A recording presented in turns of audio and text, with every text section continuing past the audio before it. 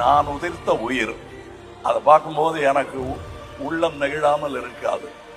இந்த குழந்தை சின்ன குழந்தையா இருக்கும்போது பாடினதெல்லாம் எனக்கு ஞாபகம் வந்துச்சு. கணீர் என்ற குரலில் ரஹ்மான் இசையில் என்று பாடிக்கொண்டிருப்பது தந்தையாக எனக்கு பெருமை.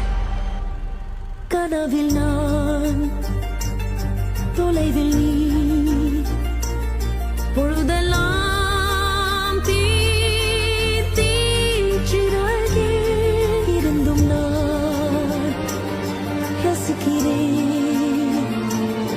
நினைவெல்லாம் உன் குரலே திரும்பி வா விடிவே உனது இரு